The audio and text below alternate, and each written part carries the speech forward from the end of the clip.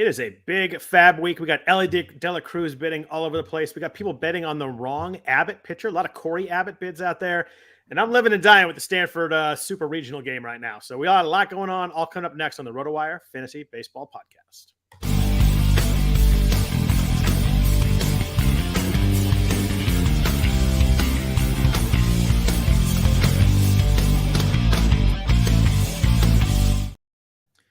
Happy Sunday evening, everybody. Welcome to the RotoWire Fantasy Baseball Podcast, sponsored by BatFlip. We appreciate their sponsorship on the podcast. I am Scott Jenstad, joined as always on Sunday night. Well, not last week, but usually as always by Jeff Erickson. Appreciate Brian Slack joining last week. It was a lot of fun doing the podcast with him. But Jeff, happy you are back. How is everything? Everything is awesome, and really is. I mean, hey, daughter graduated a week ago from high school. Had a soccer tournament this weekend that went very, very well. Likely due to excellent coaching. Excellent players. My coaching part is keeping the team there. I guess so. Showing up, making sure we show up on time. But no, it's been fun. Good times had by all. And hey, our Reds are fun, and there's that too. Our Reds might be fun, but not quite as on fire as the Oakland A's. 5 wins in a row, Jeff. I have no idea what's going on out there. If John Fisher sells the team, they become our A's again. I would agree with that. Until that happens, they are not our A's. They are someone's A's. But 5 wins in a row, kind of wild.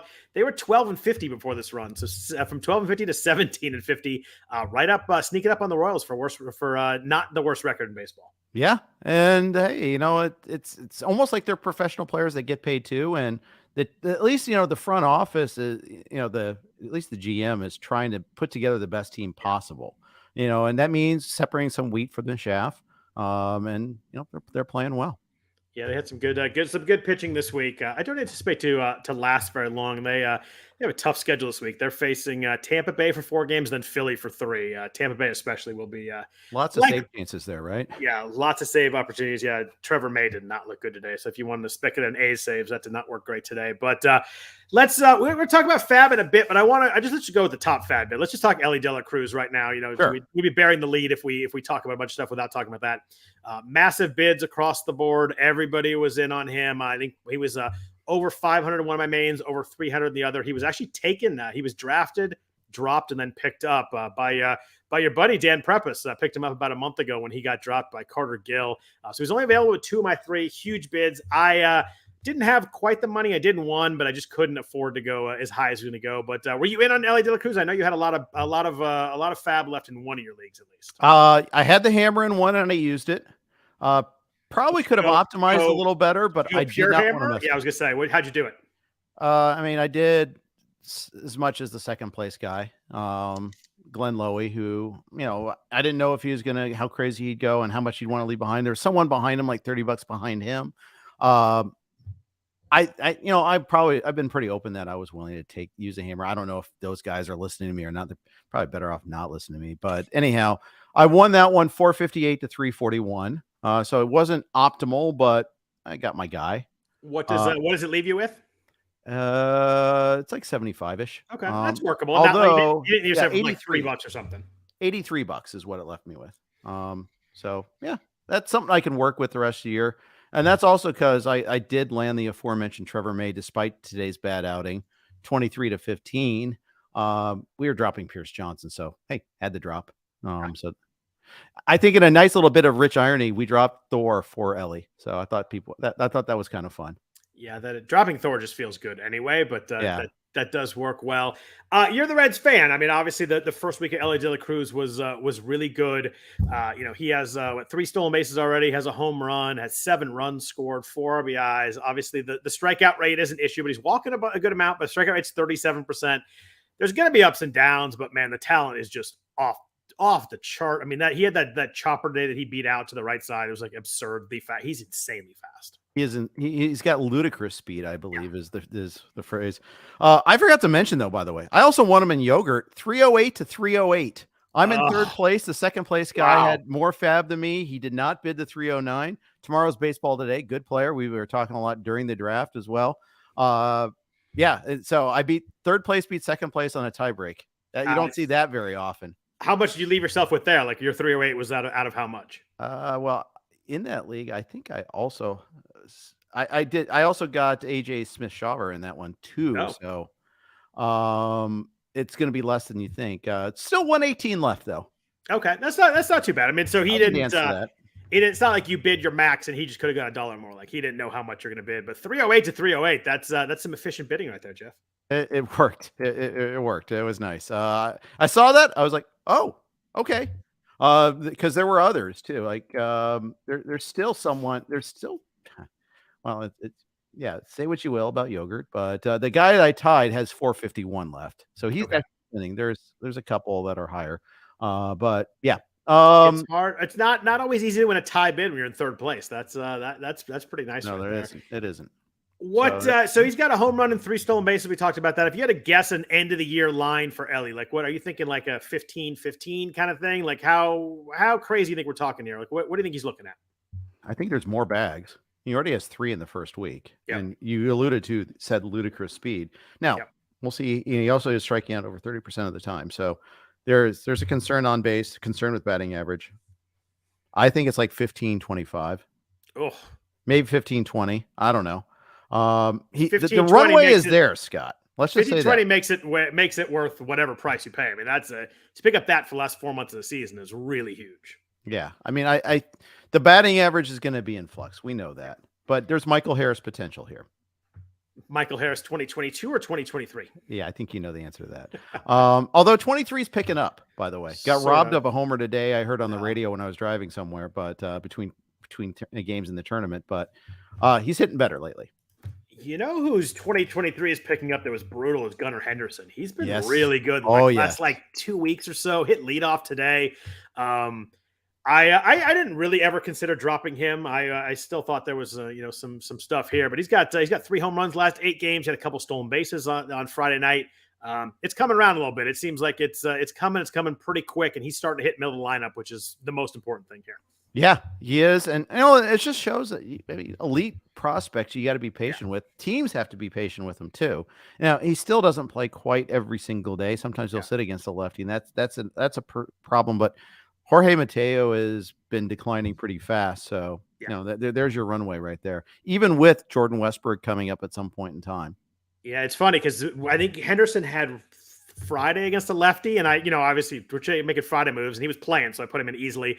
I think I would have played him with 2 righties after that, but it probably would have entered my mind if he sat on Friday. So thankfully he played, because that would have been tough to miss the 2 steals and the 2 home runs over the weekend. Indeed. By the way, if you ask me for miracles, I give you the Kansas City Royals pitching staff. Oh man, we joked so much about the A's all year, and it's kind of gone lost. Like the Royals are just as bad as the A's are, which is almost impossible considering they aren't actively trying to lose like the A's are.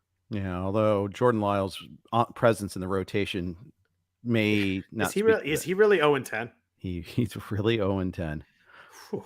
That is rough. But we talked about the A's and Royals. We talked about the Reds a little bit. I was looking at the NL West today. I tell you what, Arizona is really playing good baseball. They're 3.5 up on the Dodgers now. They've won 8 of the last 10. They've won 5 games in a row. And we talked a few weeks ago about whether we think Arizona is real. This is a fun team. This is a team that's playing really well right now. Do you think they can hang in there with LA for a while? Yeah, I think the pitching will fall short, but I mean, LA is, hurt. Urias didn't come back today. He's going to need a rehab assignment. They've got their own flaws right now. They had a tough weekend in Philly.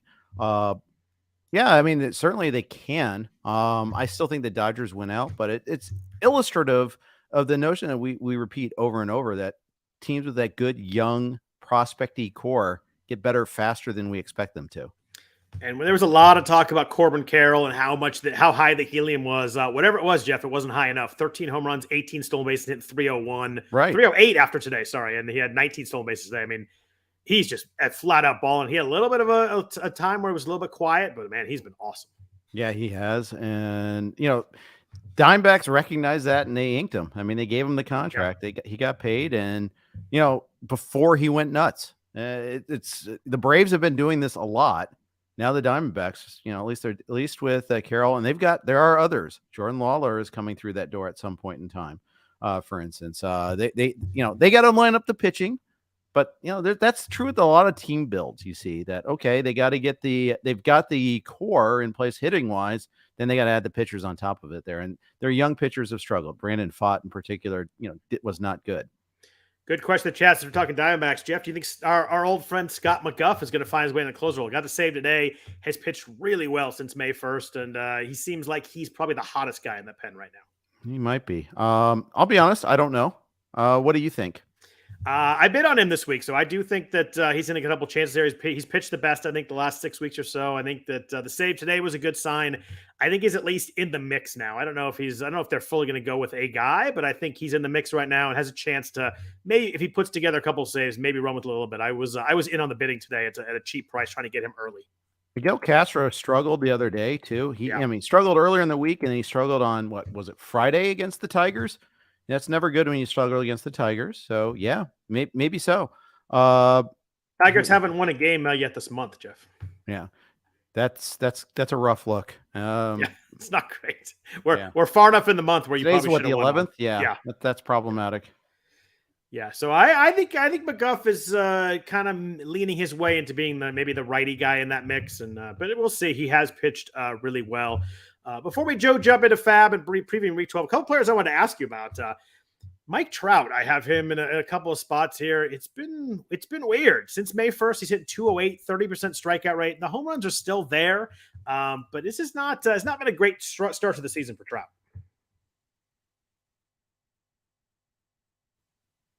Did we lose you? Scott, I lost my volume. I'm going to be right back. Keep talking. All right, I'll keep talking. Jeff will be right back. But yeah, we're talking about Mike Trout. It's just been weird. Like, he started really well, but since May 1st, like I mentioned, 208, 30% strikeout rate. I'm a little worried here. You already know with Trout that you're not getting any speed at all. I mean, he's stolen 4 bases in 4 years. So you have to get a huge amount of home runs from him. And he had 14 home runs so far, but man, he's hit 253. I'm a little bit worried. The strikeout rate's really high. His BABIP is not crazy low, so it's not like we're expecting a bunch of bounce back off that. His BABIP's 317. I'm a little worried that we're looking at like a 260, 30 home run year from Trout, and that's just not going to get it done at the draft price when the fact that he does not steal at all. So I'm a little worried there. When Jeff comes back, we'll ask him about there, but I'm concerned there. Another guy I'm worried about right now is Taylor Walls in Tampa. It looked like he had kind of figured stuff out a little bit over the start of the season, and it's just been really rough lately. I think we're back to the 2022 Taylor Walls. I was going to ask Jeff if he's a drop. I think he's kind of verging on that. In a 12-teamer, I'd probably hold Walls for right now, but a 12-teamer, I'd probably drop him. 15-teamer, I'd probably hold on to him a little bit just because he plays second, third, and short. Does have 15 stolen bases, 10 since May 1st, but man, he's hitting $147 since May 1st. That is really, really rough. He's starting to sit a little bit more than he was before. I know he's a switch hitter, so can get in there anybody, but the Rays have almost everybody back now.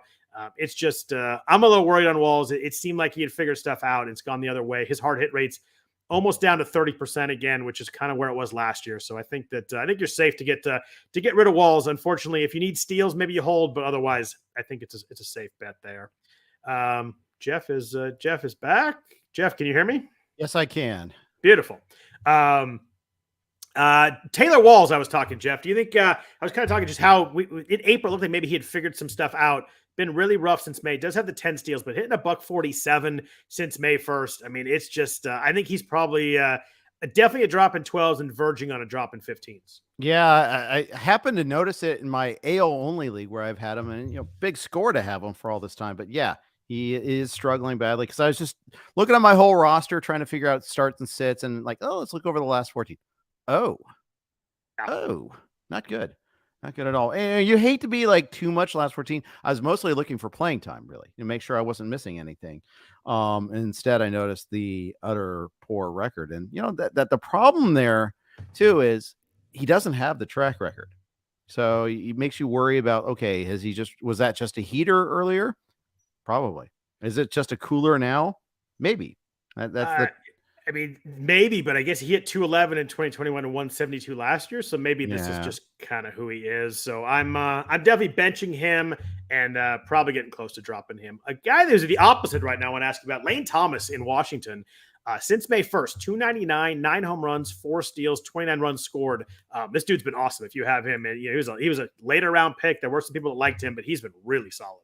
I actually have him in 2 of my 3 mains. That is a nice score right there. Well, yeah, it's about the only one. But as long as you got one, you're good. Yeah. He's solid. He's bad. The rationale for getting him earlier is, okay, he's got a little bit of power. He's got a little bit of speed, and he's going to play every day. So, okay, round 20, 18, whatever, go ahead, get him there. And, sometimes, those rounds, it's about playing time sometimes. And you hope those guys take stride. Lourdes Gurriel's another guy, although he's a little bit more pedigreed and accomplished, but maybe a slightly earlier range, but nonetheless, another one of those guys that you're just hoping takes a step up. And Thomas is young enough; he could take a step up too. Yeah, and I mean, look at his hard hit rate's up 5%, kind of more towards that 2021 stretch where he was you hitting the ball pretty hard. Last year, 17 home runs, 8 stolen bases. He's halfway to the home runs. He's almost past the stolen bases. It's been really solid. He's been one of those nice guys that round 20 whatever you can get, and that really helps you out. One pitcher I wanted to ask you about before we do jump into the Week 12 preview. How do you feel about Freddie Peralta right now? He's got 5.15 ERA since May 1st, 4 or fewer strikeouts in 4 of his last 5, which is the one that really jumped out to me. Just not getting the punch outs we normally expect. How do you feel about Peralta kind of as we move forward into the summer here? Nervous. We saw what happened to him last year with the shoulder. And you got to wonder when you see a decline in performance, like what happens next. Now, he had 9 Ks on Tuesday. He did. So I don't know. But overall, yeah, I mean, 139 whip's not helping you. No, the ERA is not helping. He had today. He faced the A's, and I know they're hot right now, but still, 5 strikeouts in 5 innings, but 4 earned runs. He gave up 2 home runs to them. I mean, Seth Brown hit a home run off him. I think it was Brooker that hit. They went back to back off him. It's just every start, it just seems like kind of blah. It's just 4 or 5 strikeouts, except for that 1-9. But that's 5 of the last 6, which 5 strikeouts or fewer. It's been very strange, and I like Freddie Peralta, but this has been it's been rough, and you got to think about each week whether you start him or not. He's not an automatic start. I'll put it that way. No, I agree. The opposing starter, JP Sears, finally got a win. He's actually pitched well. They tried to blow it late too. It was going in today. He was the first pitcher in Major League Baseball history with more than 60 innings, a starter, and an ERA under 4.25 who had 0 wins. It was like all-time historic stuff. And boy, that 9th inning was tough. I was glad we finally got the win for JP. Yeah, and I am too. And he's been, especially because the way they've blown a couple of his starts. Where he left with the lead and like 3 batters later is gone. There was a Seattle game where I think it was 1-0 when he left, and then what's his name, former White Sox Dodger Pollock hit the homer like right away. And he's hit like 2 all year, but it happened to be both like back-to-back days against the A's and their bullpen. I mean, he's given up 2 or fewer runs in his last 5 starts. I guess last 6 starts when you include today too. So I mean, been really, really good, but when you play for the A's, it's just hard to get wins. I get it, but he's been really consistently and really consistently solid. Mm-hmm. Absolutely. But let's look ahead at Week 12. We do have a lot of games this week, Jeff. We got 9 teams with 7 games. The Phillies, the Braves, the Rockies, the D-backs in the National League, and then the American League side, A's, Rangers, and Angels in the AL West, and the Tigers and the Rays. Also have 3 teams with 5 games. A lot of teams with 5 games this week. So that's definitely something to monitor there. Obviously, 2 of them play each other. The Yankees or Mets. They both have Monday and Thursday off. So only 2 games in this early period. And then the Brewers also have 5 games too. So that's just something to monitor. There are no day games tomorrow, which is helpful for setting lineups. The first game is the Braves and Tigers at 3:40. But there are 3 teams with 5 games this week. Yeah, and after like some schedules in the past couple of weeks, there's a lot more of that there. We had some pretty full schedules the last couple of weeks. Brewers can use the extra days off, that's for sure. We joke about the A's, but man, getting swept at home by the A's, but on the Brewers side, that is really, really rough. Yeah, I mean, and the funny thing is they played the Orioles well. They took their 3 out of 4 in Cincinnati before that. But yeah, I mean, brutal bad 3-game stretch there. I mean, the A's are just hooking up the Reds. I mean, 2 or 3 against the Pirates and a sweep against the Brewers. Just looking out for our Reds. I feel. Yeah. Unfortunately, the Mets didn't have the same consideration against the Pirates there. What the heck? The Mets don't have the same consideration in any, but that team is brutal right now. They're hard to watch. I think they've lost 8 of 9. I mean, and how? I don't understand how they're bad. Well, usually by having a big lead and then blowing it in the last 2 innings. Yeah, I guess. Yeah, I'm grateful.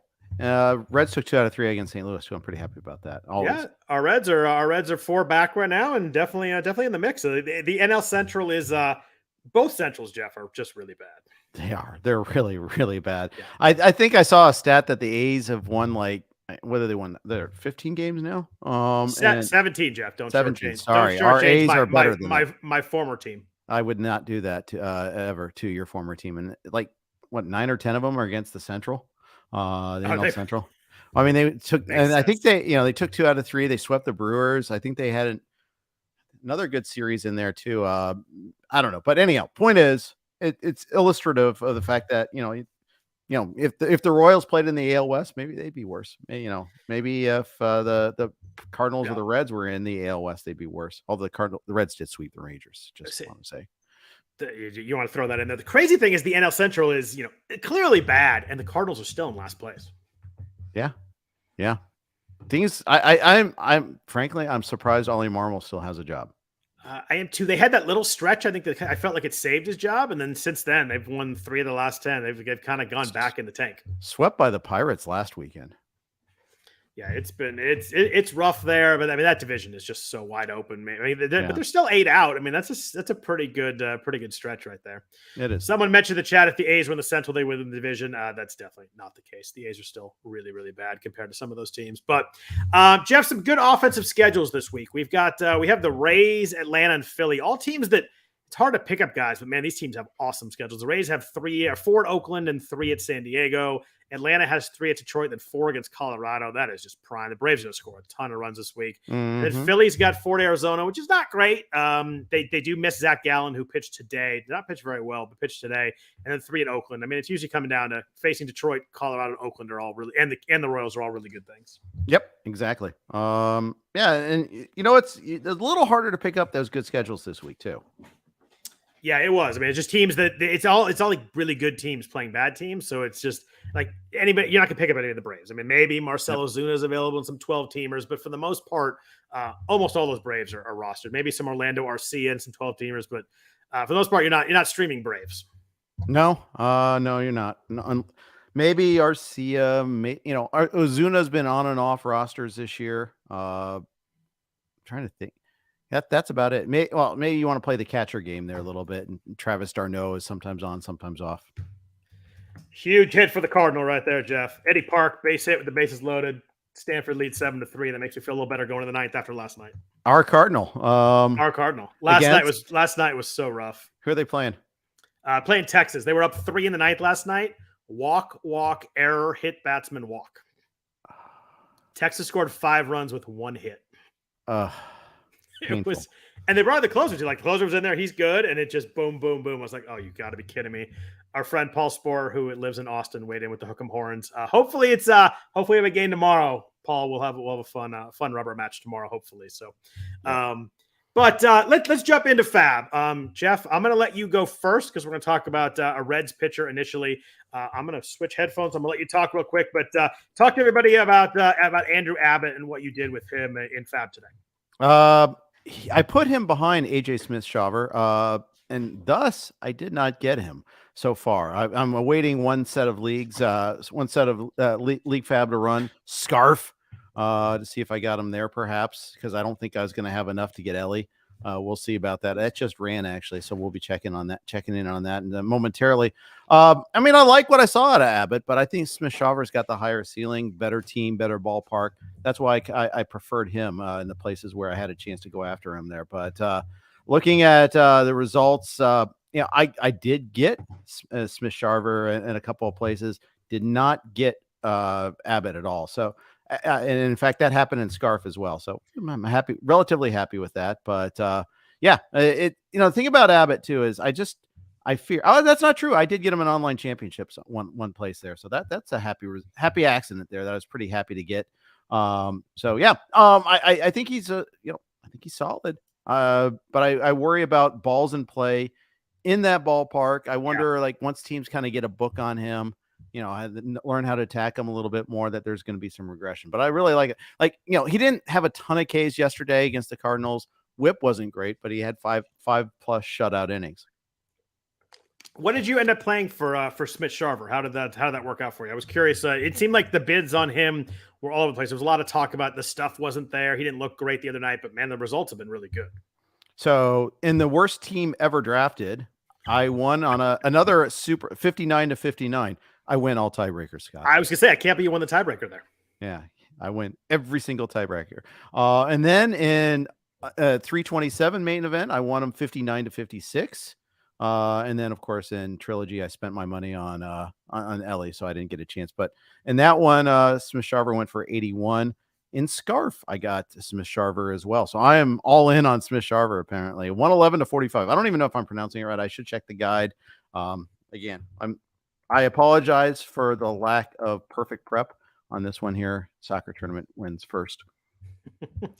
Yeah, I was to the point where I just didn't have enough money for either guy. I was in on both of them, but I was just too low. I was, it was a spot where I won Matt Mervis. I won Matt McLean in a couple leagues. I run one Royce Lewis once last week. So I was just low on money, and I just need offense. It's just more of a team context for me. So I was interested in both guys, but I just found myself. I mean, Abbott and Smith-Shawver in our Vegas main, which is according to Zach Waxman's FAAB article, is the most active main in the entire contest. Most bids made. Oh yeah, in the entire contest. It feels like that's 2 years in a row for me. But they went for 227 in both of mine. Ooh. So with backups of in the 100s too, backups of 144 and 124. The same team got both guys. So probably a team that had some money, needed some pitching. Elly De La Cruz is not available in that league too, so there was not that.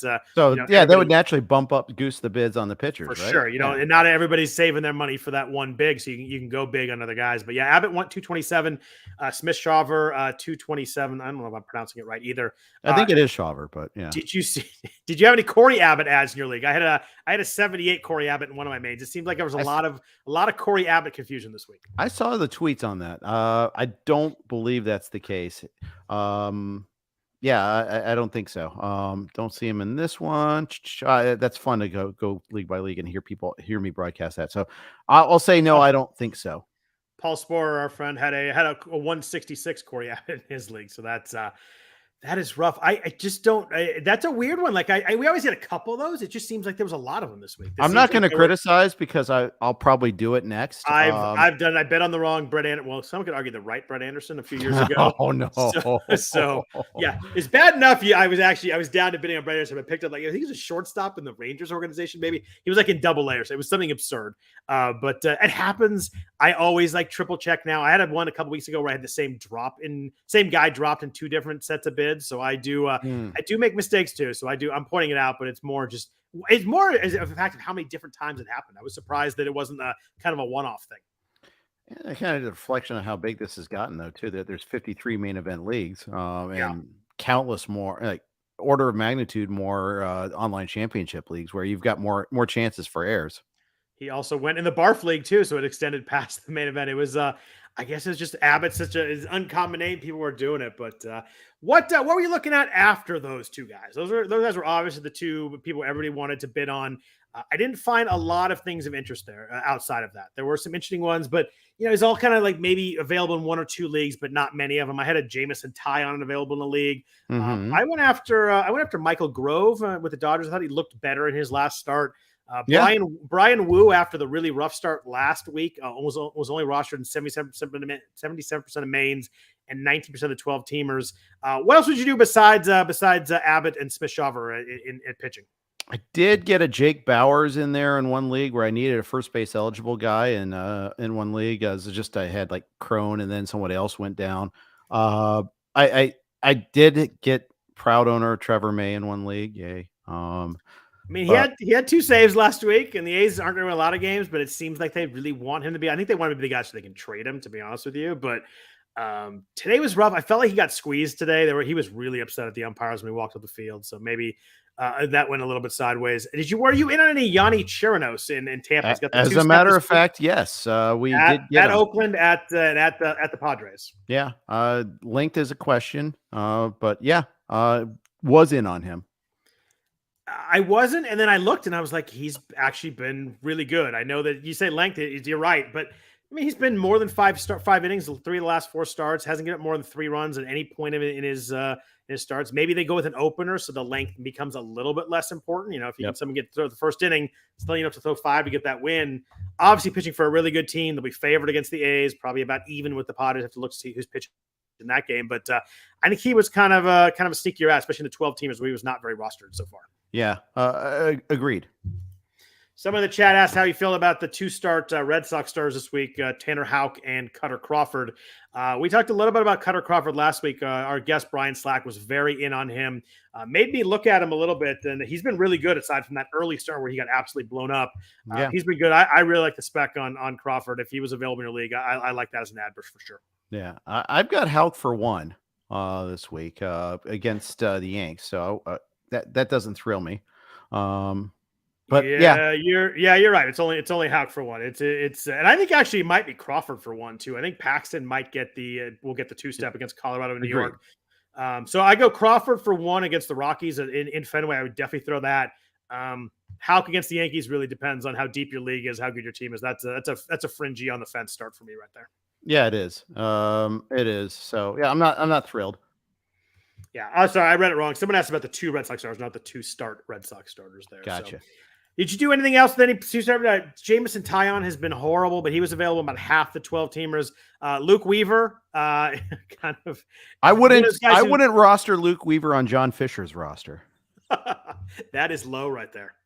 Yeah. No, I mean, sure. Okay, there's a possibility of strikeouts, and you do get a Royal start, but that Houston start, even without Jordan, I wouldn't. I was mildly interested when I saw the KC and I saw the second half of that, and I thought the same thing. I'm like, oh no, Alvarez, but you talk about a guy who's prone to blowups, and that is, boy, is that Luke Weaver. You can prove me wrong on that one. That's fine. Yeah, I think that's a fair way to put it too. What about relievers? You mentioned Trevor May, ugly on Sunday. We talked about Scott McGuff. What the heck does one do in this Rockies bullpen right now? We got Justin Lawrence last week. We talked about 94% roster in the main event, only 46 in the 12. He got the win today. Gave up a run in the 9th, but then the Rockies hit the home run. Then they had a long rain, or not a long rain, but a decent sized rain delay. Hit another home run, so he got the win. What'd you do with closers this week? Because I found it really difficult to find anything to help with saves this week. I mean, we did get May in the league, so I'm not thrilled about it. I talked Shu and I debated him. I talked him to a lower amount at least. We still want him. And seven home games, right? You got to throw him this week too. Yeah, we bet. Yeah, we have to. McGuff, you made a pretty good case for him. And Lawrence, I mean, the thing is, he pitched the 9th today, but he pitched like the 7th, and then they had him try to go the 8th, and it didn't work out earlier in the week. Yep. It's just rockying. So and they had the quote when they took Pierce Johnson, officially out of the job, and he mentioned Bird, he mentioned Lawrence, he mentioned Daniel Barr. Like, it just seems like there's someone would have to really, really prove it and take the job to take it. I think it's going to be kind of just a muddled mess for a while here. No one's ever gone broke fading Rockies pitchers. That's a pretty good way to put it. It kind of sums it up. Is there any other relievers that you kind of like in Chicago? Did you do anything there? Obviously, Liam Hendricks unfortunately went in the IL with his right elbow inflammation. Bummer to see that. Probably not too surprising considering the ramp up and he started pitching hard, and it was just it was a tough ask right there. Kendall Graveman was bad today. I think he had an error that kind of messed him up, but he got smoked today. Do you like anybody in that White Sox bullpen with Hendricks out for a while? I say Graveman the most, but yeah. It's okay. When you said Chicago, I thought you were going to ask me about Alzolay.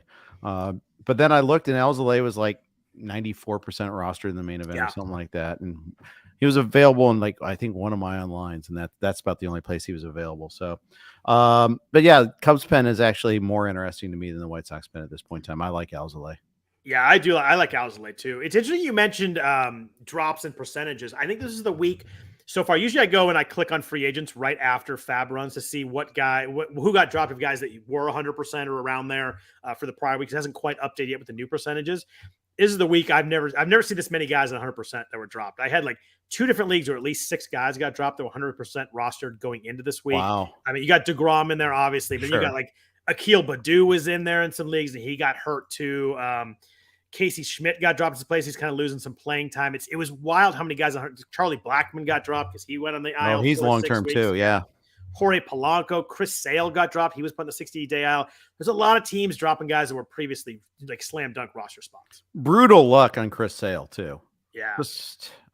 He was pitching seeing that. really well, like his last 5 or 6 starts. That one sucks. And they put him on the 60-day IL today. And I don't blame anybody for dropping him. Yeah, I mean, it's a shoulder and it's 60 days. I mean, minimum. Yeah. And Yeah. Polanco, this is what, his 3rd trip to the IL. Yeah, they said it was more severe than last time too, which is like it's just clearly not getting right. I mean, it wouldn't be shocking to see him out 3 or 4 weeks. Sometimes you see the word moderate and you think that's a lessening term. No, that's actually that's an increase in severity, and it's just the 3rd time. I mean, it's a problem. Yeah, it was just a surprise. It was one of those weeks where just a lot of fairly you guys that were rushed on a lot of teams got hurt. So, but let's talk about offense in FAAB this week. But first, a note from our sponsors at BatFlip. BatFlip is the team shuffling baseball card game, which is a gamer's love letter to baseball. Step into the role of manager, build your team, shuffle it up, and deploy it all in an action-packed 3-inning game. Each of the 140 player cards is unique with its own special stats and abilities. Each team has its own powers and strategy. Flex your financial muscles as the New York Moneybags, bunt and steer your way to victory as the Sioux City Small Ballers, or deliver takeout slides and head-ending pitches as Detroit Dirtbags. 12 teams in all, BatFlip was designed by avid fantasy baseball players and made its pre-release debut at First Pitch Arizona 2021. It's been played by the likes of Ron Chandler, Eno Saris, Ray Murphy, and Phil Goyette. Did you grow up collecting baseball cards? Do you collect them now? Then BatFlip is for you. Do you like collectible card games like Magic the Gathering or the Pokemon card game? Do you like online card games like Hearthstone or Marvel Snap? Then BatFlip is for you. BatFlip features fast-paced strategic card play and endless replayability. Utilize your best players and special abilities for the most pivotal moments, and then when the time is just right, swing for the fences and flip that bat. Order your copy now at batflipgame.com. That's batflipgame.com. Also, a few notes from our sponsor, the Blue Wire Network. So, Jeff, hitting was interesting this week. It was obviously Elly De La Cruz and then everybody else. We talked about De La Cruz, a bunch of the top. Is there anybody that I had a lot of names I was interested in this week? Nobody I was like had to get. The guy that I kind of liked and interested was Kerry Carpenter in Detroit. I need home runs in a lot of leagues. I need power. With Akil Baddoo out, he kind of slides into playing time. He's a lefty. I think they get 6 righties this week in Detroit. He was 26% rostered in the main event. I underestimated the interest in Carpenter. Maybe a lot of people need home runs. I was in kind of in I think it was like the 17 to 20 range. He went for high 20s in my leagues, and I missed out on him. But I think it's a nice ad for a guy who showed a lot of pop last year. Yeah, I think it's like if you didn't get Elly, like what else is there to bid on? And Julian, I guess, was available in some mains. Yep. Because maybe recently dropped as you and fairly so. Noda was available in one of mine. I could have gone after him, I suppose, because he's actually playing pretty well. But I mean, it's hard to find good players there. I mean, I think there is a certain amount of desperation to find a good bat at this point in time. Your guy Brent Rooker was also picked up in one of my mains too. How much did he go for? Because he was available in one of mine too, and I got outbid there too. Yeah, he went 30 to 13. The issue now is, I mean, he obviously was really hot and cold and then got a little bit hot this week, but is the playing time. He actually sat a couple times this week. They're playing a lot of platoon stuff. They're playing JJ Bleday against righties. And I think if Rooker, gets a little bit hot here, they're going to have to play him, but the playing time is an issue unless he gets going a little bit. Yeah, I think that's right. Spore got Carpenter 16 to 15. So I would have liked to be there because I think I was in 17 to 20. I would have won him nicely there. And it would I need a power bat that would have been really nice, but I'm not. I wasn't at the point where I was spending 30 on him, so it's just it was. I wish I got him. I was hoping to slide him through a little better. Yeah, understandable. Good win for the Cardinal right there, so I can fully focus. Quinn Matthews, I think he had 14 or 15 strikeouts in this game. He had 13 earlier. Is that good? Complete game for Stanford, who really needed it after last night. And now you got a fresh bullpen tomorrow, so it should be good. Paul Spora, looking forward to the rubber match tomorrow. What did you do with Edouard Julien? He was about half rostered in the main event, 49%. Seems like maybe the run might be a little bit longer this time. We talked about Polanco a second ago. Obviously, someone that has some speed, has some power, was really good in the minors last year. Was pretty hyped earlier this year, coming out of spring training. Maybe now he gets a little bit of a runway here. He should. The thing though with Royce Lewis up. I think it's a little different of a circumstance because I think Julian will have to split with Kyle Farmer. Did bat lead off on Sunday. You got to like that. But, the Twins, it's so hard to keep track of who's healthy, who's playing. I mean, they've just had so many successive injuries. You think you got a handle on it, and they lose another guy. Yeah, it's Royce Lewis thing yesterday was brutal, by the way. He's now at 9 games at third base, and I can't play him at shortstop or at middle, just based on who I have. So I was really hoping for that 9th game. Him sitting yesterday was brutal. Yeah, it was. I undersold Quinn Matthews. I'm sorry, it's 16 strikeouts for Stanford, but it threw 156 pitches. That's insane. That's insane. And by the way, Matthews is a guy that's going to get was a big prospect, right? He was Pac-12 pitcher of the year. I don't know, like his full. So that would be a yes. Category, but yeah, I don't think he was much of a prospect last year, but I think he pitched really well this year. But you're up 8-3. Like, take him out in the 9th. It's because they collapsed yesterday. That I know, but if it's 2-1, like, and the guy really wants to go, like, I still have a problem with it. But like, all right, maybe it's a tribute to Augie Garrido, the former Texas manager there, who used to just routinely just torch arms for Texas. And like, props to the player, but like, no player wants to come out at this point, right? Like, nobody's gonna be like, "Oh, take me out of the game." Right. Up 8-3. I got to yank the pitcher. But what else you do FAAB wise? Because I feel like offense is tough to find. How do you feel about Tommy Pham in New York? He is playing a lot right now with Pete Alonso out, just kind of obviously not playing first base, but just opened up a spot there where they can kind of move stuff around. Hitting the ball hard, Jeff. 52% hard hit rate right now, 12% barrel rate, 6 home runs, 6 steals. I know the average is not great at 245, but the BAB's a little low. I kind of feel like we might be getting old school Tommy Pham a little bit here. Not quite, I'm not talking 2025, but maybe a little bit of pop, a little bit of speed, and hitting the ball as hard as he has in his career. Yeah, I'll be honest. I just kind of discounted him because of playing time, but I mean, he's started 4 games in a row now. Yeah. Despite the streak, though, he's hitting 245 with a 328 on base. I mean, 6 and 6 homers and steals. That's good. Yeah. Yeah, I can see it. I think I'm riding hot hand, riding playing time, riding a team that needs a lot of help right now. Anybody that's hot's going to play. They're looking for anything. I think that the problem is he's got 5 games this week, so you got to sit in the first half of the week, which really sucks. But then they do get the Cardinals the second half, so I'll play him there. But I was just in there. In the 12-teamers, there were some interesting ones. Jesus Sanchez is only 52% rostered there.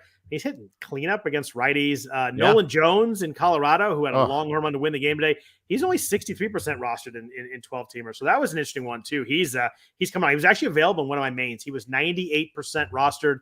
I think I had the one main who was available. He went for 180 in that league. Wow. Yeah. So it was an interesting one, and they're going to the road, but he's playing. I don't trust the Rockies fully, but it seems like they got to play him right now. They do. I mean, it's just it was a monster shot today. I think the longest walk-off homer ever. I think I saw was it really? Wow. A headline on that. Yeah, another guy I like that's playing, when you talk about playing time right now, is Emmanuel Rivera in Arizona. He's third base eligible there.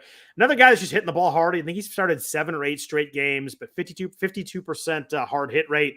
Has not translated yet to home runs or stolen bases, only 1 of each, but just someone that doesn't strike out a lot, hitting the ball hard.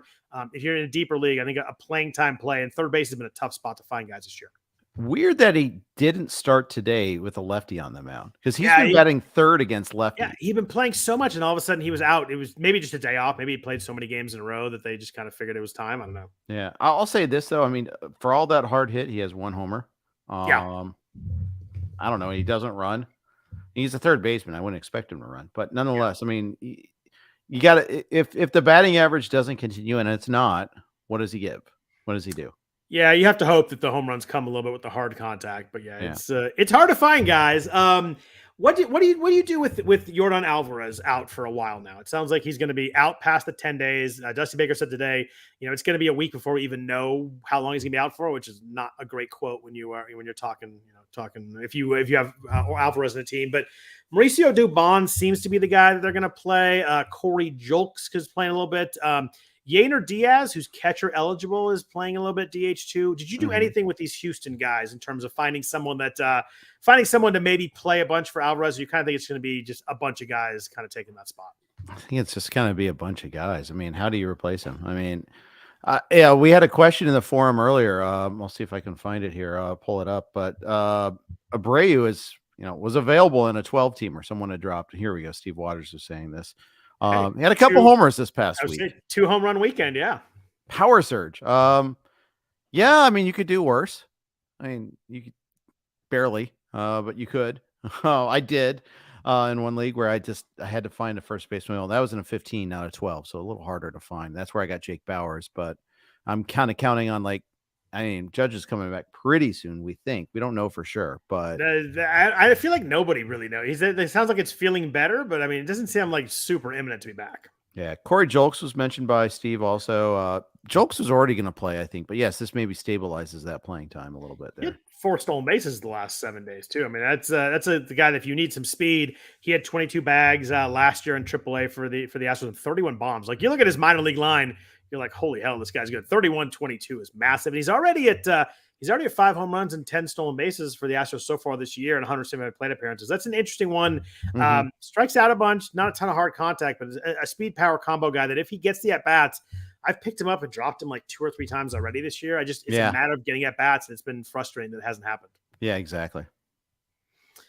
Let's see anything with any of the other bats here. We had Jace Peterson with the A's had a 5-hit game. Lucan Baker in St. Louis. Dylan Carlson's back off the IL. Did you anything with any of these Cardinal bats? Or I did nothing with Jace Peterson. I'm not buying on that one. But any other bats? It seems like it was after Elly. It was like just kind of depending on who's available in the league, but there wasn't a ton available there.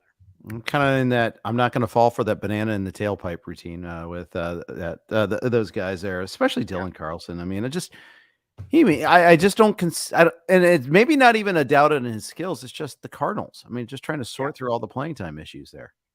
Yeah, I mean, they got Alec Burleson there too. Like, there's just a lot of guys in the outfield, and none of them are really great. I mean, even Tommy Edman, moves in and out around, but it just it seems like after Goldschmidt, Arenado, it's just a lot of just stuff there. Exactly. And some of it's interesting. I mean, Brendan Donovan and obviously Nolan Gorman's been really good. Cooled down a little bit, but been really good overall in the year. But they're just it's kind of a weird lineup. Jordan Walker's back now too, and he had some hard hit balls this week, looking a little better. But aside from Goldschmidt, Arenado, Wilson Contreras obviously plays a ton. It seems like a lot of mixing and matching, and none of it's overly exciting. I think Edman's a play. I mean, he's slump prone, but I think he mostly plays every day, I think. But yeah. And you get stolen bases, and that's obviously, those are worth more now. And even Edman's hitting 245 right now. Like, he does have 9 steals and 6 homers, so he's helped you a little bit there. But 21 RBIs and hit 245. He's been fairly middling also. Yeah, that's true. Let's see. What about we mentioned Yainer Diaz in Houston. The other catcher that was kind of interesting this week is Miguel Amaya in Chicago, playing a little bit, playing some days when he's not catching when Yan Gomes plays. I don't know, a little bit of batting average last year in AA. Pretty good batting average so far this year. I didn't get too excited, but maybe if you need some non-zeros a catcher, I thought he was okay. Yeah, he is, but they carry 3 catchers. That's the thing I don't like. That's true too. Yeah, it's every time I'm like, I'm gonna replace one of my catchers. It'd be great. I just look and I'm like, nope, not replacing one of my catchers. It's not gonna be great. Yeah, I think I got Theis in one league where I was trying to replace catchers. That's worked out okay. Been pretty solid. He had 3 RBIs today. Every time I'm like, do I need to get rid of him? He has a good game. So he's playing enough. He's hitting the ball pretty well. I've been sticking with him too. Yeah, I think in that league, the guy I dropped was Nick Fortes, who's actually been better lately too. In fairness, but definition of blah right there, though. Yeah, exactly. Question in the chat, Jeff. Lamont Wade or Jose Abreu this week? Someone lost Pete Alonso. It's a tough one because Wade gets 2 lefties to start the week. He's been playing a little more against them, but does sit a lot against them. I like it's going to be a cop out. I like Abreu the first half of the week. I like Wade the second half of the week. But if I had to pick one guy for the week, I'd probably go Abreu. He gets Washington 6 home games against Washington and Cincinnati. I'm gonna take Jose Abreu this week over Wade. Yeah, I'm looking to see because with the Giants, there's always platoon issues. Always. And he has two lefties to start the week and then 3 righties to close the week. Yeah, so first half of the week, if you got an FBC style league, you can sit Wade the first until the weekend. And then, I mean, even then, it's against the Dodgers there after that in Dodger Stadium. You get Miller, Stone, and Gonsolin. Could be that's a worse setup, but you could find a worse setup. I should say, but at the same time, yeah, it's all right. After all the big starting pitcher ads we've had over the course of the year and the back and forth and a lot of talk about them, it looks like Bobby Miller and Tanner Bybee are probably the 2 winners here. Yeah. that things change quickly. I'd say the Yeah, biggest winner is Francisco Alvarez earlier in the year. Oh yeah, if you want to go offense, man, I had him available in the league about a month ago, and I lost it. I think 43-38. That one's hurt because that is a massive find at catcher. He's got 12 home runs now. Finally playing most days, but man, you get those catchers. There's home runs at catcher. It's just free money. Batting second too. Yeah. I'd say the other winner is Logan Allen too. Logan Allen's been 331, and he's still in the rotation too. So I just watched Bobby Miller though, and man, the stuff is nasty. We didn't talk last week, but I went to the Dodger game and sat pretty close last week on Sunday, and man, he goes like 99, a little bit up elevated, and then he throws a slider at 91, 89, 90. And you're just like, you wonder how anybody in the majors ever gets a hit, first of all. But like you see that, it's just you see guys, see really good hitters flailing. I mean, he had Stanton guessing on some stuff. It wasn't even close, and it's weird, but like the way he walks off the mound, he just carries himself like he knows he's good. He just seems like a badass out there. I think he just has everything. Obviously, who knows with young guys and staying healthy, but man, he looks awesome to me. Yeah, shut down the Phillies on Saturday, and 3 out of his 4 starts, he's gone 6. You like seeing that? They let him through 104 pitches yesterday too. Helped save the bullpen a little bit. That's huge, especially for the Dodgers. Dodgers, they've been struggling to get some help. They had the bullpen day today. They're off on Monday. They're off like every Monday in June, I think. So they have 6 this week coming up at home, and then they sneakily have a 5-game week the following week too. So they can kind of ride out the Urias absence now a little bit easier. Yeah, I got the feeling that that schedule kind of helped them decide that they can go ease on him, and they didn't really have to go real hard on him, and they can kind of play that out a little bit. Real quick before we jump out of here, some news and notes. We mentioned Liam Hendriks, we mentioned Jorge Polanco, we mentioned Jordan Alvarez, Charlie Blackmon. We mentioned a second, but 10-day out with a fractured right hand. Sounds like he's out 4 to 6 weeks. I mean, he's Charlie Blackmon, and you want to play him for home games, but he's got 5 home runs and no stolen bases. I think it's a pretty easy drop across the board in any size league. I'd agree. Yeah. Eloy Jimenez is continuing his reign as the most frustrating player in fantasy most years. He missed the entire weekend with calf soreness. It sounds like they are hoping to avoid an IL situation with him, but now he's missed, I think it's 4 games, maybe 3 or 4 games. It's close to the point where you got to pick him, stick him in the outfield and play the next couple days. Yeah, and I'm stuck in that situation because I'm a big dumb idiot and took him in a few leagues. So he's fine now. What are you thinking? And then been punished by that duly. I mean, the appendectomy you can't blame him on, but the other stuff, it's just like. And of course they don't play tomorrow. So if you're waiting on a line position, you have to hope that someone else doesn't play tomorrow. So he just makes it. Seems like he always makes it tough. They're facing the Dodgers in front of the week. Gonsolin, Kershaw, and Grove. Like maybe it's worth just sitting. I mean, Gonsolin and Grove don't scare you that much, but Kershaw's obviously pitching well. Right. I don't know. That's tough. 2 homers on our bench, guaranteed. Oh, it's just a lock. So yeah, if he's, I'm hoping I have somebody else available Tuesday that I am willing to sit for him. So that's my hope there. Trevor Rogers had a weird one. He was supposed to make a rehab outing, and the same day as Yuri Perez was pitching in the majors. There's a lot of talk that they were gonna swap them when Rogers was ready, just to kind of save massage some of Yuri Perez's innings. But Rogers had his start scratch. He missed with a non-throwing shoulder discomfort. So it was in his right shoulder, which was very strange. I don't know what he did. Maybe he slept on it wrong. Maybe he did something working out. But sounds like he's going to make his rehab start next week. But how do you feel about Yuri Perez? It seems like they're going to do something to massage his innings here pretty quick. Probably. I was just pulling him up because when you started mentioning him, I mean, he's going 5 innings every time. Yeah. He doesn't go more than 5. He hasn't thrown more than 88 pitches. So I feel like 90 is a hard cap for them. And he's at like 60 innings, and he threw like 77 last year. So it seems like they want to. I mean, they're in the mix right now. They're playing really well. They're 3.5 behind the Braves. I feel like they want him for late in the year. And if they're going to do that, they're going to have to send him down and just have him chill for a month or so. But here's the thing: you do that, and then there's no late in the year to play for. Yeah. And then can you ramp him back up? Or can you ramp him back up? I mean, it's not easy to just chill and kind of have him throw some bullpens or throw some innings out of the bullpen. But can you ramp him back up to be a starter? And how is that in his arm? There's a lot of factors in this thing. So I think this extends his leash for a little while. Not linked within it in an individual start, but it has him start a few more games. I mean, they're +3 on the Brewers for the last. I mean, they're the 5 seed right now. The Brewers are the last wild card right now. And then the Pirates are in the playoffs, by the way, right now. Pirates leading the Central. Yes, they are. They got the best record in either Central. Yes, that's true. It's true. And then there's the Giants, the Phillies, and the Padres. I mean, you keep on waiting for these other teams to make runs, but Yeah, we just kind of assume the Brewers and Cardinals are going to make some run, but man, I don't know. It's getting to the midpoint of the season. It ain't happening at the moment. But question in the chat, Jeff, Matt McClain or Jeremy Pena this week? I assume that'll be a full weekly league, by the way it was asked. The Reds get 3 home against Colorado, 3 home against Atlanta. So they're home all week, but obviously Atlanta's section is tough. Smith Sharver, Strider, and Charlie Morton. The Astros and Jeremy Pena get 3 against the Mets. They do get Verlander, McGill, and Kodai Senga in there. I don't think the Reds get I think the Reds are at the Royals and then at the Astros, aren't they? Well, not if you read the schedule for the following week. My apologies. 3 at the Royals. I flipped it so I could look at 2 weeks too, and I just, Cincinnati's so 3 at the Royals, 3 at Houston. So they're on the road this week. The Royals are obviously really nice. Houston will be tougher. Although they get France, Belak, and then Hunter Brown in the back half. Sorry, the Astros are home against Washington, home against Cincinnati. I got to go Jeremy Pena this week. I love Matt McClain. You know I love Matt McClain and our Reds, but I think I go Jeremy Pena this week. Yeah, I'm divided here. I mean, when they face our Reds, they face Abbott and Green, and then Luke Weaver. So there's a payoff there. But right. Yeah. Washington, they get Corbin, Mackenzie Gore, and Josiah Gray, and I like Houston's chances there. I'm going Pena. Okay. No disrespect to Matt McClain, who I love, I love, but I got to go Pena this week. I think it's like a 50-50 call for me.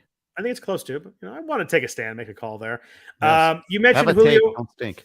Julio Urias still needs 2 bullpen sessions and a rehab start. We're probably looking at 2 weeks still on Urias. There was talk he was going to pitch today too, which is pretty wild. But he's probably looking a couple weeks on him. Tyler O'Neill's been a strange story most of the year. Had the issue with the not running out the plate at home because scoring on a hit. And then I finally said Sundays he's seen the light, Jeff. He hopes to get into baseball activities this week. I don't know. It's been weird. What does that even mean? I don't know. He saw the light at the end of the tunnel, so he seems like he finally. Okay. Not like sunlight in a religious way. I see the light. Yes. But yeah, he said they finally maybe turned a corner a little bit here, but starting to get into baseball activities. We're still talking a few weeks on that, right? Yeah, I mean, I'm reading up a little bit more how he had 2 injections and then had to go core strengthening work and all that. I mean, then they couldn't even figure out what was wrong with him at some point. The whole thing's been strange, and he wasn't good when he was playing anyway. I don't know. He was available in one of my main events actually, which was a little surprising. He's like 80% rostered there. I didn't even bet on him. I couldn't take it on. It wasn't someone that I wanted to stash. I think he homered on opening day and has had 1 homer since. Wow. In Colorado. So there you go. Thanks, Ollie. good old Ollie. I blame him for the lack of player performance, but yeah. He did get picked up in my league. I was trying to see how much he got picked up for, but I didn't see it right off the bat. But it's been a weird season there. Nick Senzel also on our Reds starting his rehab assignment on Sunday. Sounds like he's going to be back early this week. Will Myers could return next weekend. We're about to see a logjam in Cincinnati, aren't we? Send Elly down. Oh, I can't even joke about that. Come on. Senzel's injury. Why would you say that out loud? It was Senzel's injury that started this whole chain of events. And it's funny. Encarnacion Strand didn't play today for AAA Louisville. Yeah. Some people were getting excited. Like, oh, there is another. But no, not yet. He got O'Neill. I was looking. He got picked up for $8 in my main event, so he did get picked up. But clearly, the interest was not huge. If you can stash, I mean, it's not a bad idea. No. I just talking about a guy that was drafted 5th, 6th round. Yeah, he just I couldn't afford the stash. I still think it's 3 weeks away, but I don't think it's a bad. I mean, if he comes back and he's hurt again, you just drop him. It's pretty easy, but you could get a pretty good windfall there. Mm-hmm. What happens when Senzel when he comes back? Is he playing as much as he was? Do you think it's a little too crowded there? What happens there? Because they got a lot of guys playing well right now. Yeah, but I mean, is Stuart Fairchild going to stand in the way of this? I mean, keep in mind, Fraley's on the IL. Yeah.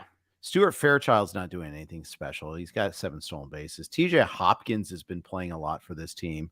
Yeah, there's room in the end.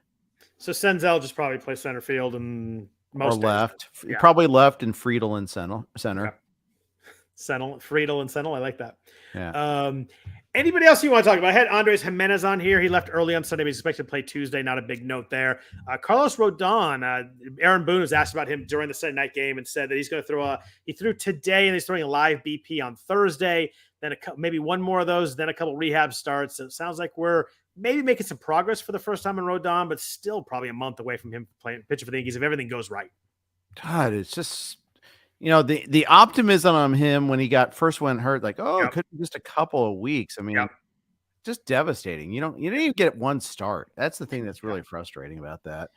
Yankees really need him though. I mean, Nasty Nestor is hurt and he's like shut down for 15 from throwing at all for 15 days, still in the midst of that. Which means a month to 6 weeks, right? I mean, by the time the All-Star break, by the time he ramps back up, and they keep throwing out lineups. I mean, Billy McKinney's playing for them right now. I mean, it's crazy. And they're 10 games over 500. They're still finding ways to win games. Their bullpen is still, Holmes, King, Peralta, Marinaccio still really good. They got Tommy Canley now, but Domingo Germán's been really good since he came back off suspension too. I think he has 3 really good starts, but Clark Schmidt was good again tonight. So the guys they have are pitching well, but they have no depth right now. Yeah, and yet they're still 9 games over 500 with Judge hurting right now too. Now they are 9.5 games behind the Rays though. That's amazing to me. Yeah, that's a good point. Do you think there's a chance that Volpe goes down for Peraza here pretty quick? I don't know about pretty quick, but I mean, there's a chance, right? There has to be a chance. I'm trying to look up what Peraza's been doing lately. I haven't really. Yeah, he had 9 homers in 13 games, but then I think he cooled off a little bit this week. But he's been raking down there. Yeah, yeah, for sure. I mean, the thing is, I like that the Yankees have been giving Volpe that rope. Because it's rare to see a team like the Yankees, a win now team, do that. But then again, Volpe is a kind of a special prospect too. Worst OBP in the entire major leagues. Wow. And he, dead last. Which is weird because he's walked 22 times. He's hitting 187. Yeah. His average, he's got the third worst among qualified players. He has the third worst average. I'm looking right now. He's third. He is ahead of Nick Maton and Kyle Schwarber right now. And his OBP is 2 points worse than Javier Baez he officially has the worst OBP in baseball. Hasn't stolen bases, which in 9 homers. So like in fantasy wise, at least you're getting that. But man, Yankees wise, they're hitting him 9th now. I know he had a big home run last week. The game I was at, he should have home run against the Dodgers, but I don't know. I mean, it's getting to the point. His shortstop's been pretty good. He's not a huge arm guy, but his defense has been pretty good. I don't know how long you can live with the worst OBP in baseball, though. Yeah, that's a good point. He didn't start today. He did come in late. He made the last out, I think, right? Yeah, and Cabrera. I'll have to take your word for that. I didn't watch the game, but I think he made. I think Kenley struck him out for the last out. And the fact is, they chose Cabrera, who is 196, 244, 307 over him. I mean, it's not like Cabrera's hitting either. Yeah.